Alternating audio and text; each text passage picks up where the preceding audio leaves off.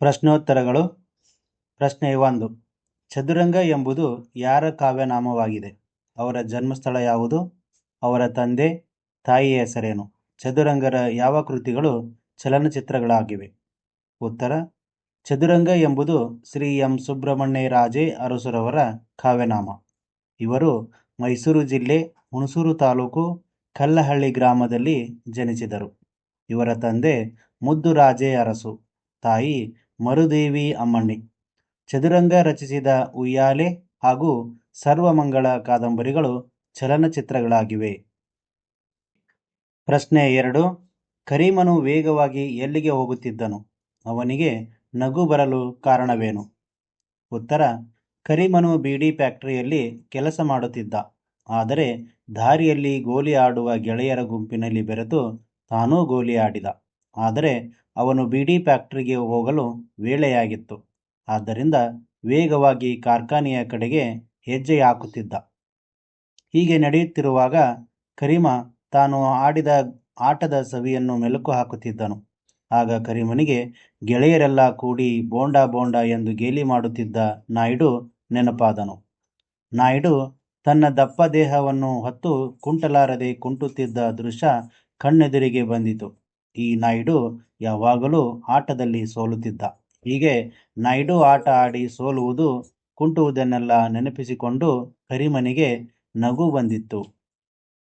ಪ್ರಶ್ನೆ 3. ಕರೀಮನಿಗೆ ಯಾರನ್ನು ನೋಡಿ ಅಸೂಯೆಯಾಯಿತು? ಏಕೆ?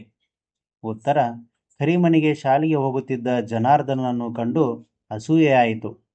ಕರೀಮನು ವೇಗವಾಗಿ ನಡೆಯುತ್ತಿದ್ದಾಗ ಅವನನ್ನು ಯಾರೋ ಕರೆದಂತಾಯಿತು. ಹಿಂತಿರುಗಿ ನೋಡಿದಾಗ ಜನಾರ್ದನ ಕಾಣಿಸಿಕೊಂಡ. ಕರೀಮ ಮತ್ತು ಜನಾರ್ದನ ಬಹಳ ಸ್ನೇಹಿತರು. ಒಂದೇ ತರಗತಿಯಲ್ಲಿ ಓದುತ್ತಿದ್ದರು. ಜನಾರ್ದನ ಶಾಲೆಗೆ ಹೊರಟಿದ್ದು ಕರೀಮನಿಗೆ ಯಾತನೆಯನ್ನು ತಂದಿತು. ತಾನು ಈಗ ಶಾಲೆಯನ್ನು ತೊರೆದು ಬೀಡಿ ಫ್ಯಾಕ್ಟರಿಗೆ ಹೋಗುತ್ತಿರುವುದನ್ನು ನೆನೆದು ದುಃಖವೂ ಆಯಿತು. ತಾನು ಹೋಗುತ್ತಿದ್ದ ಶಾಲೆ, ಅಲ್ಲಿಯ ಗೆಳೆಯರು, ಆಟ ಪಾಠಗಳು ಒಂದೊಂದು ಅವನ ನೆನಪಿಗೆ ಬಂದವು. ಪ್ರಶ್ನೆ 4. ಕರೀಮನು ಶಾಲೆಯನ್ನು ಏಕೆ ಬಿಡಬೇಕಾಯಿತು? ಉತ್ತರ: ಕರೀಮ ಬಡ ಕುಟುಂಬಕ್ಕೆ ಸೇರಿದವನು. ಅವನ ತಂದೆ ಬೀಡಿ ಕಾರ್ಖಾನೆಯ ಕಾರ್ಮಿಕರಾಗಿದ್ದರು. ಅವರ ಮನೆಯ ಪರಿಸ್ಥಿತಿ ಬಹಳ ಶೋಚನೀಯವಾಗಿತ್ತು. ಅವರು ಹೆಚ್ಚಿನ ಆದಾಯ ಬರಲೆಂಬ ಆಸೆಯಿಂದ ತಮ್ಮ ಮಗ ಕರೀಮನನ್ನು ಶಾಲೆಯಿಂದ ಬಿಡಿಸಿ ಬೀಡಿ ಕಾರ್ಖಾನೆಯ ಕೆಲಸಕ್ಕೆ ಸೇರಿಸಿದರು. ಪ್ರಶ್ನೆ 5. ಸಿರಿವಂತಿಕೆಯಲ್ಲಿ ಬೆಳೆದ ಜನಾರ್ದನ ಕರೀಮನಿಗೆ ಹೇಳಿದ್ದೇನು? ಉತ್ತರ: ಕರೀಮ ತನ್ನ ತಂದೆ ಶಾಲೆ ಬಿಡಿಸಿ ಬೀಡಿ ಕಾರ್ಖಾನೆಗೆ ಸೇರಿಸಿದ ವಿಷಯವನ್ನು ತನ್ನ ಗೆಳೆಯ ಜನಾರ್ದನನಿಗೆ ಹೇಳಿದನು. ಇದಕ್ಕೆ ಸಿರಿವಂತಿಕೆಯಲ್ಲಿ ಬೆಳೆದ ಜನಾರ್ದನ ಕರೀಮನ ತಂದೆ ಹಾಗೆ ಮಾಡಬಾರದಾಗಿತ್ತೆಂದು ತನ್ನ ತಂದೆ ಹಾಗೂ ಚಿಕ್ಕಪ್ಪ ಯಾವಾಗಲೂ ಮಕ್ಕಳು ಓದುವ ವಯಸ್ಸಿನಲ್ಲಿ ಓದಬೇಕೆಂದು ತಿಳಿಸುತ್ತಿರುತ್ತಾರೆಂದು ಹೇಳಿದನು. ಪ್ರಶ್ನೆ 6. ಈಗ ನೀನು ಬಾರೋ ಚೆನ್ನಾಗಿರುತ್ತೆ ಎಂದು ಯಾರು ಯಾರಿಗೆ ಹೇಳಿದರು? ಸಂದರ್ಭವೇನು? ಅದು ಕರೀಮನ ಮನಸ್ಸಿನಲ್ಲಿ ಯಾವ ಭಾವವನ್ನು ಮೂಡಿಸಿತು? ಉತ್ತರ: ಈ ಮೇಲಿನ ಮಾತನ್ನು ಜನಾರ್ದನ ಕರೀಮನಿಗೆ ಹೇಳಿದನು. ಕರೀಮ ಮತ್ತು ಜನಾರ್ದನ ಇಬ್ಬರೂ ಮಾತನಾಡುತ್ತಾ ಕವಲು ದಾರಿಗೆ ಬಂದು ನಿಂತರು. ಆಗ ಜನಾರ್ದನ ತನ್ನ ಶಾಲೆಯ ಕಡೆ ಕೈ ತೋರಿಸಿ, ತನ್ನ ಗೆಳೆಯ ಸ್ವಾಮಿಯ ಮನೆ ಶಾಲೆಯ ಬಳಿ ಇದೆ. ದಿನಾ ಸಂಜೆ ಅಲ್ಲಿಯೇ ತಾವೆಲ್ಲರೂ ಆಟ ಆಡೋದು. ಈಗ ಕರೀಮನು ಆಡಲು ಬಂದರೆ ಚೆನ್ನಾಗಿರುತ್ತೆ ಎಂದು ನುಡಿದನು. ಇದಕ್ಕೆ ಕರೀಮ ಯಾಂತ್ರಿಕವಾಗಿ ಅಚ್ಚಾ ಎಂದು ನುಡಿದರೂ ಅವನ ಮನಸ್ಸು ಬೀಡಿ ಕಾರ್ಖಾನೆಯಲ್ಲಿ ಮಾಡಬೇಕಾಗಿದ್ದ ದುಡಿತವನ್ನು ನೆನೆಸಿಕೊಂಡು ಕಳವಳಕ್ಕೀಡಾಯಿತು. ಪ್ರಶ್ನೆ 7. ಕಾರ್ಮಿಕರು ಬೀಡಿ ಕಾರ್ಖಾನೆಯಲ್ಲಿ ಹೇಗೆ ದುಡಿಯಬೇಕಿತ್ತು? ಅಲ್ಲಿ ಕರೀಮನ ಕೆಲಸವೇನಾಗಿತ್ತು?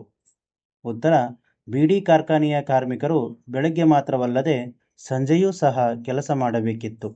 ಒಂದೊಂದು ಸಲ 7:30-8 ಗಂಟೆಯವರೆಗೂ ಸರಿಯಾಗಿ ಬೆಳಕು ಬಾರದ ಕತ್ತಲು ಕೋಣೆಯಲ್ಲಿ ಕೂಡಿಸಿ ಕೆಲಸ ತೆಗೆದುಕೊಳ್ಳುತ್ತಿದ್ದರು. ಇತರರು ಬೀಡಿ ಕಟ್ಟುವಾಗ ಹೊಗೆಸೊಪ್ಪು ತುಂಬಲು ಅನುಕೂಲವಾಗುವಂತೆ ಪತ್ತ ಎಲೆಗಳನ್ನು ಕತ್ತರಿಸುವುದು ಕರೀಮನ ಕೆಲಸವಾಗಿತ್ತು.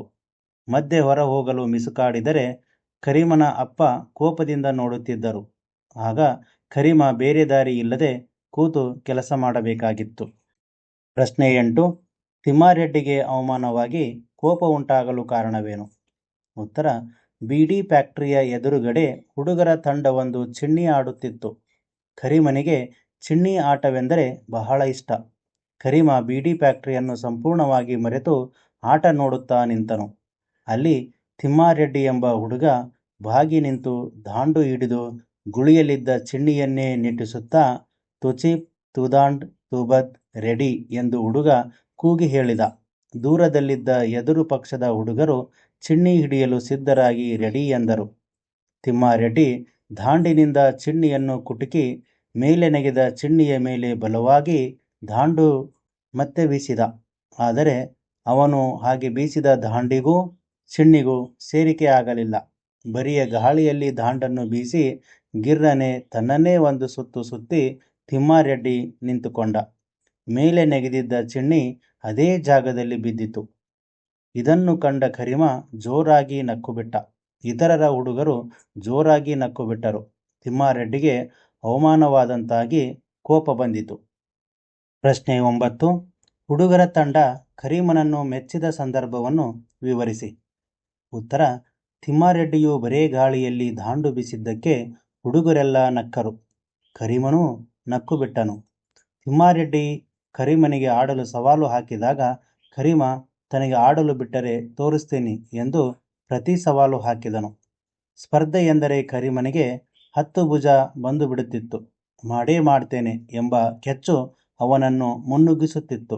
ಆದ್ದರಿಂದಲೇ ಕರೀಮನು ಹುರುಪಿನಿಂದ ಮುಂದೆ ಬಂದು ರೆಡ್ಡಿಯ ಕೈಯಿಂದ ದಾಂಡನ್ನು ಕಸಿದುಕೊಂಡು ಚಿಣ್ಣಿಯನ್ನೆತ್ತಿ ಗುಳಿಯ ಮೇಲೆ ಪುಟವೀಳಲು ಅನುಕೂಲವಾಗುವಂತೆ ಅದನ್ನಿಟ್ಟು ದಾಂಡನ್ನು ಆರಾಮವಾಗಿ ತೂಗುತ್ತಾ ರೆಡಿ ಎಂದು ಹೂಂಕರಿಸಿದನು.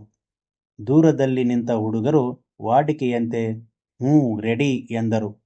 ಕರೀಮ ದಾಂಡಿನಲ್ಲಿ ಟರ್ ಎನಿಸಿ ಮೇಲೆದ್ದ ಚಿಣ್ಣಿಯನ್ನು ಕೌಶಲ್ಯದಿಂದ ದಾಂಡು ಬೀಸಿ ಹೊಡೆದ. ಅದು ಟಣ್ ಎಂದು ಸದ್ದು ಮಾಡುತ್ತಾ ದೂರದಲ್ಲಿ ನಿಂತ ಹುಡುಗರ ನೆತ್ತಿಯ ಮೇಲೆ ರಭಸದಿಂದ ಹಾರಿ ಹೋಗಿ ರಸ್ತೆಯ ಕೊನೆಗೆ ಬಹಳ ದೂರದಲ್ಲಿದ್ದ ಚರಂಡಿಯಲ್ಲಿ ಬಿದ್ದಿತು. ಕರೀಮ ಆಟದಲ್ಲಿ ತೋರಿಸಿದ ಕೌಶಲ್ಯವನ್ನು ಕಂಡ ಹುಡುಗರ ತಂಡ ಮುಗ್ಧವಾಗಿ ಶಹಬಾಷ್ ಎಂದು ಘೋಷಣೆ ಮಾಡಿತು.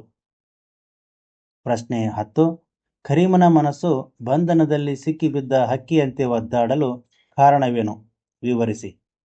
ಉತ್ತರ: ಚಿಣ್ಣಿ ಆಟದಲ್ಲಿ ಗೆದ್ದು ಸಂತೋಷದಿಂದ ಹಿಗ್ಗುತ್ತಿದ್ದ ಕರೀಮನನ್ನು ಅವನ ತಂದೆ ಕೋಪದಿಂದ ಕರೆದರು. ಹೆದರುತ್ತಾ ಫ್ಯಾಕ್ಟರಿ ಮೆಟ್ಟಲೇರಿದ ಕರೀಮನನ್ನು ಅವನ ತಂದೆ ಬೈದು ಕಪಾಳಕ್ಕೆ ಹೊಡೆದು ಎಳೆದುಕೊಂಡು ಹೋಗಿ ಕೋಣೆ ಒಳಕ್ಕೆ ತಳ್ಳಿ ಎಲೆಗಳನ್ನು ಹಾಗೂ ಕತ್ತರಿಯನ್ನು ಮುಂದೆಸೆದರು. ಕಣ್ಣೀರು ಸುರಿಸುತ್ತಲೇ ತನ್ನ ಕೆಲಸವನ್ನು ಆರಂಭಿಸಿದ ಕರೀಮನ ಕಿವಿಗೆ ಹುಡುಗರ ಕೂಗು ಕೇಳಿಬರುತ್ತಿತ್ತು. ಅಲ್ಲಿ ಹೋಗಿ ಆಡಲಾರದೆ ಇಲ್ಲಿ ಕುಳಿತು ಕೆಲಸ ಮಾಡಲಾಗದ ಸ್ಥಿತಿಯಲ್ಲಿ ಕರೀಮನ ಮನಸ್ಸು ಬಂಧನದಲ್ಲಿ ಸಿಕ್ಕಿಬಿದ್ದ ಹಕ್ಕಿಯಂತೆ ಒದ್ದಾಡುತ್ತಿತ್ತು.